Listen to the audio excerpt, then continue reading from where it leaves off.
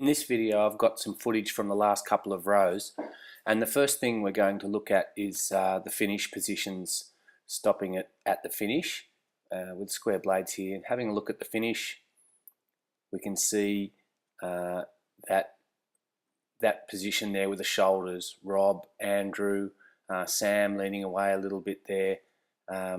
Need to get that right.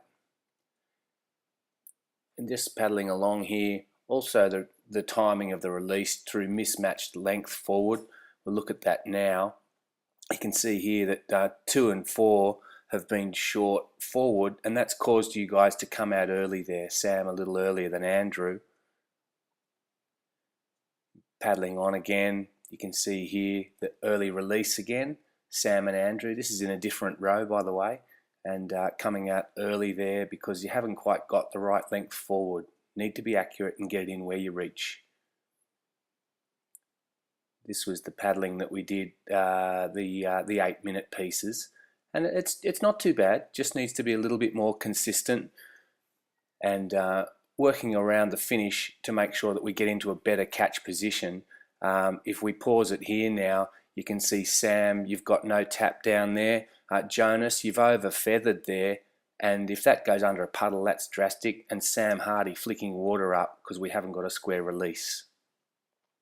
So now going forward again, if we pause it again here, you can see at the finish here, just after the finish, Andrew, you've adjusted your hands and you're behind in the spin, and Zach, you're not centre line. Probably because the boat's a little bit on bow side, but we do need to be centre. We don't want to be adjusting the balance with bodies. We all need to be centre and setting the level of the boat with the height of the draw and the height of the tap, matching up the amount and the speed of the tap down. But moving nicely together, it's a good rhythm. A good rhythm.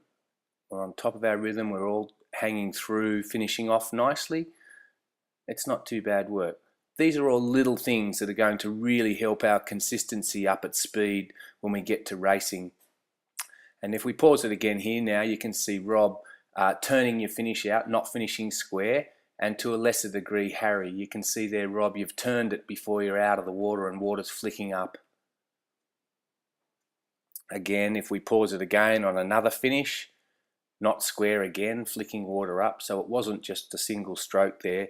Need to make sure, Rob, you bring it through square, tap down square, then feather. That'll help us to hold that boat level up off bow side if we make sure that we're doing that. And coming through again now, we're going to have a look here from the other side, and we have a look there at catch heights. Andrew and Jonas reaching down as you're squaring up there, a long way off the water. A long way off the water, Jonas. You can see why you're not in time there. And if I pause it again, on looking at it on stroke side, or the whole boat actually, the hands are well past the feet, and we've just started the square up. We need to start the square up as the hands pass over the feet and complete it sooner. That's going to help us to get that bottom edge down of the water. So starting the square up as the hands pass over your toes. Starting the square up as the hands pass over the toes. That way we're completing the square up sooner. Also, we'll find that if we work at the release, getting a nice square release, tapping down, getting up off the water, we will have room to square up, and that's going to allow us to get our bottom edges down to the water. Again, looking at the rhythm here though, quite a good rhythm, and the length is not too bad there, although can be improved the accuracy at the front. So we're reaching out to quite a good length, but not quite getting it in where we reach. You can see there, just again, late square up, bottom edge is not close to the water as we arrive at the front.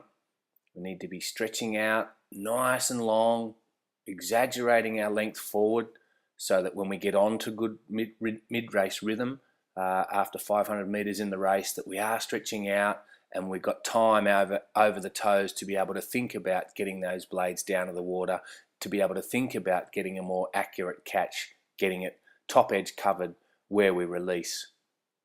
Looking at the other side here now, you can see here when we freeze it at the finish that Chris is actually square. He's sending his release square, and you can see you other three have actually turned your blades out, and you can see the water coming off it. being dragged off it there. We need to send square. Must send those releases square every time. Chris, you can see there also just not quite getting a blade full each time, just going in a little bit shallow, not getting a full blade each time, not getting the top edge under. Very important that we do that. Not getting a hold of it, that's not going to be helping that heaviness in the balance that we're feeling on bow side. Need to make sure we get a full blade every time.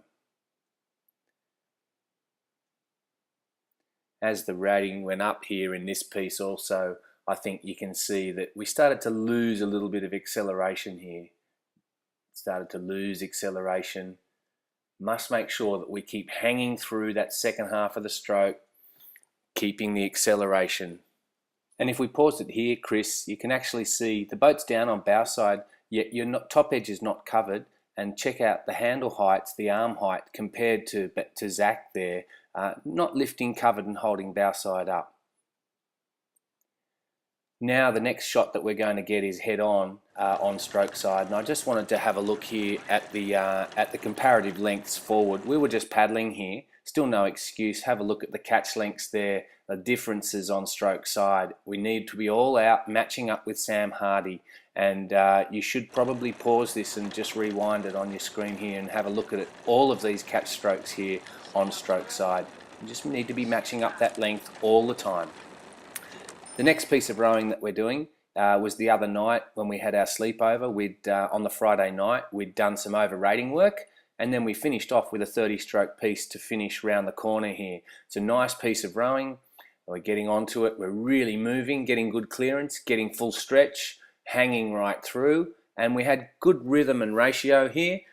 Still room for improvement, looking at the things that we're working on, catch heights off the water, and also just having a close look at this last piece of rowing, maybe a couple of times each of you. Look at the slightly different times of the bodies coming out of the back. But that's being super critical. This is a pretty good piece, and if we can row down the track like this on Saturday in the Gold Cup, I think we'll account for ourselves pretty well.